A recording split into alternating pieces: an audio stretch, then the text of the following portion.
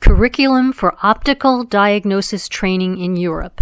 European Society of Gastrointestinal Endoscopy Position Statement. Introduction.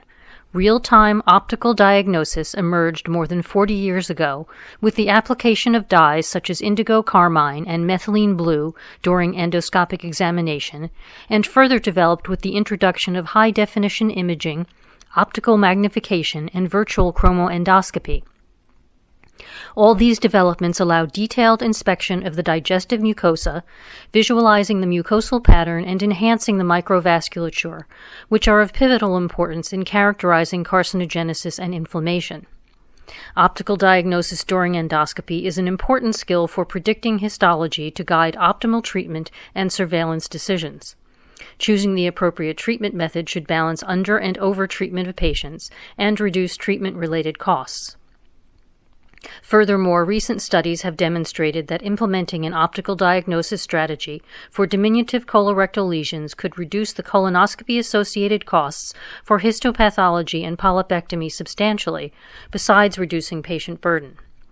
In expert hands, optical diagnosis has been demonstrated to be very helpful in predicting the histology of various disorders, including diminutive colorectal lesions, early colorectal cancer, CRC, early gastric cancer, EGC, esophageal squamous cell carcinoma, ESCC, and Barrett's esophagus, BE.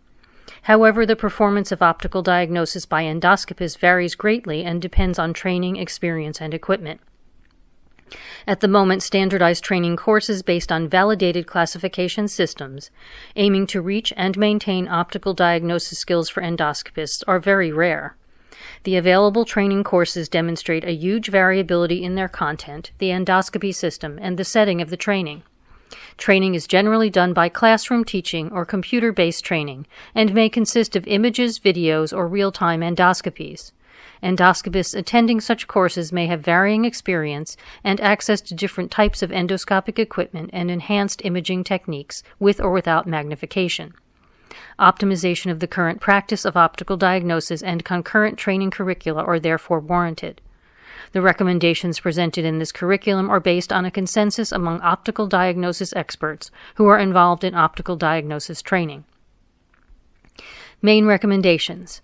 This manuscript represents an official position statement of the European Society of Gastrointestinal Endoscopy, ESGE, aiming to guide general gastroenterologists to develop and maintain skills in optical diagnosis during endoscopy. In general, this requires additional training beyond the core curriculum currently provided in each country. In this context, ESGE has developed a European core curriculum for optical diagnosis practice across Europe for high-quality optical diagnosis training. ESGE suggests that every endoscopist should have achieved general competence in upper and or lower gastrointestinal UGI, LGI, endoscopy before commencing training in optical diagnosis of the UGI, LGI tract, meaning personal experience of at least 300 UGI and or 300 LGI endoscopies and meeting the ESGE quality measures for UGI, LGI endoscopy.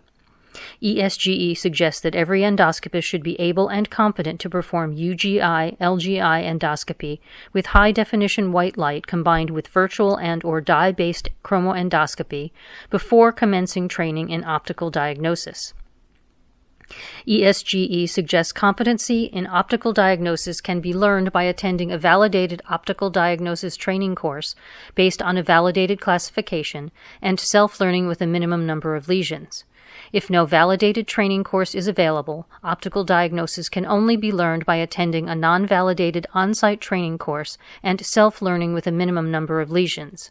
ESGE suggests endoscopists are competent in optical diagnosis after meeting the pre-adoption and learning criteria and meeting competence thresholds by assessing a minimum number of lesions prospectively during real-time endoscopy. ESGE suggests ongoing in vivo practice by endoscopists to maintain competence in optical diagnosis. If a competent endoscopist does not perform in vivo optical diagnosis on a regular basis, ESGE suggests repeating the learning and competence phases to maintain competence. Key areas of interest were optical diagnosis training in Barrett's esophagus, esophageal squamous cell carcinoma, early gastric cancer, diminutive colorectal lesions, early colorectal cancer, and neoplasia in inflammatory bowel disease. Condition-specific recommendations are provided in the main document.